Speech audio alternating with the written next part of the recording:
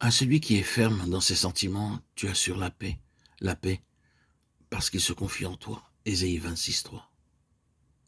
À celui qui est ferme dans ses sentiments, tu lui assures la paix.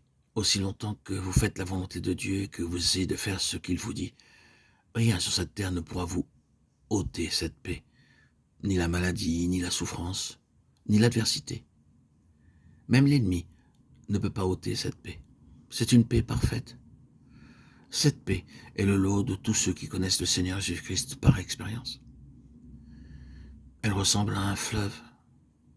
Et tout comme les eaux d'un fleuve augmentent, de même cette paix grandit jour après jour.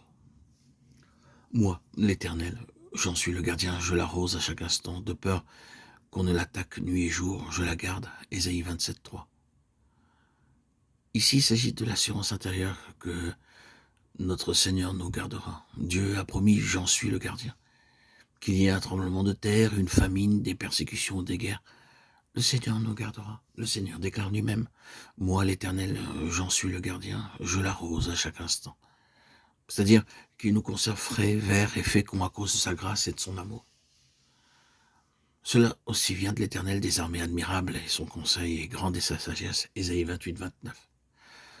Nous avons chacun de nous besoin parfois d'un conseil, nous avons à prendre des décisions concernant beaucoup de projets et de questions. À de tels moments, nous désirons le conseil de quelques hommes d'expérience, et nous allons vers lui pour tâcher d'en obtenir. Mais pour nous, croyants, le Seigneur Jésus-Christ est notre conseiller. Nous n'avons qu'à venir à lui et le consulter pour tout problème personnel, futur, pour des questions de mariage ou tout autre problème. Le conseil qu'il nous donnera sera le meilleur des conseils. Ceux dont l'esprit s'égarerait acquerront de l'intelligence, et ceux qui murmuraient recevront instruction. Ésaïe 29:24. Bien que vous puissiez être extrêmement instruits des choses de ce monde, cependant, selon Matthieu 13:17, vous avez besoin d'être enseigné au sujet de nombreux et profonds mystères célestes. Alors que vous attendez à lui, que vous l'invoquez par la foi en disant « Seigneur, enseigne-moi tes voies », il vous conduira dans toute la vérité.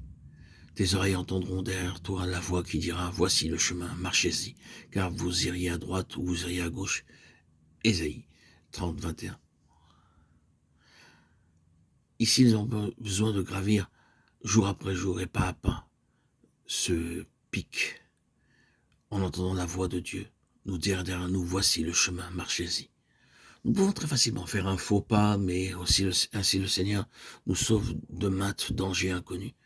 Ainsi, aussi longtemps que nous demeurons attentifs, en continuant de dire « Seigneur, enseigne-moi le bon sentier », il nous dirigera. C'est ainsi que nous sommes amenés sur des lieux élevés, que nous sautons de pic en pic dans la jouissance de ce grand salut pour atteindre les sommets les plus élevés.